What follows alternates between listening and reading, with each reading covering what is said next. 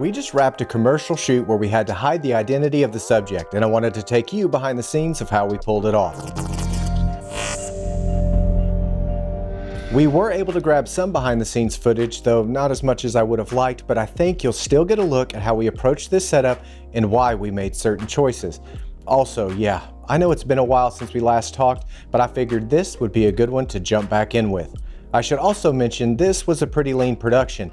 In a lot of ways it was a one-man band situation. That means time is tight, setups have to be efficient, and things like BTS coverage can sometimes fall by the wayside.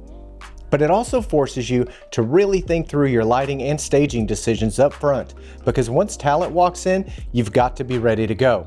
Also, a quick bit of context on the project, this was a piece where we needed to conceal the identity of the person we were filming. And that plays a big role in how we approach the visuals, and you'll see that more clearly in the final frames of the finished piece. This location had 5 different setups in total, but for this video I'm just going to walk you through one setup, our interview scene. For specs, we shot this project on the RED V-Raptor X, paired with DZO Arles lenses, and in this case our in-camera white balance was set to 5000 Kelvin. We ran the Arles wide open at T1.4 for pretty much the entire shoot and used the Breakthrough Cinema DFM variable ND as needed depending on how the light shifted throughout the day. This was one of those rare shoot days though where things actually lined up. We loaded in around 8 a.m. and talent wasn't scheduled to arrive until 3 p.m. That gave us a solid window to work ahead and get almost all of the setups pre-lit and staged before anyone stepped on set. We used that time to lock down our camera and talent placement, the focal length selection, as well as light positioning and intensities for each scene. The living room was pretty big. It was an open floor plan with tons of windows. Light was just pouring into the space in the morning. But thanks to Sunseeker, we knew that by the time we actually started filming, the sun would be wrapping around the house, giving us way more control over the lighting. So here's our lighting setup for the interview scene. Our key light was a Godox F600Bi with its included softbox and diffusion. We set it to 5000 Kelvin and roughly 50% intensity.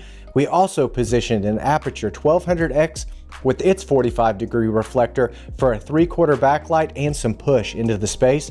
We set it to 5600 Kelvin and I believe running at 100% intensity, and we used the window blinds to help shape and control the spill. We also swapped the bulb in the room's lamp with a B7C set to 3000 Kelvin and set that to full intensity to give us a little bit of color contrast within the frame. Alright, let's do a quick recap. Here are a few of the final frames from this setup, and I'll break down the lighting positions on screen so you can see exactly how it all came together. Okay, we're looking at the main camera angle, and outside of frame to the right hand side there's a window that you cannot see, and that is where we have our Aputure 1200X acting as our 3/4 backlight and giving us that slash on the floor. We also use the blinds to help shape and limit the spill. Our key light is that Godox F600Bi coming in from camera right. It is also softened with its included modifier. And finally, that practical lamp in the background that we swapped the bulb with the B7C so we could have control over color and intensity.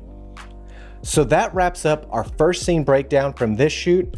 Looking back, there are definitely a few things I would like to improve, especially documenting the exact light levels and getting more thorough BTS, but hopefully this gives you a helpful look into how we approached this particular setup. If you found this useful, please let me know in the comments down below, and if you're interested, I can break down the remaining scenes in future videos. Also, we recently switched up our office location, and after going through our gear inventory, we're looking at some potential giveaways in the future. So we've got a few things in the works, and if you're into this kind of content, please subscribe and stay tuned. Thanks for watching, and I'll talk to you soon.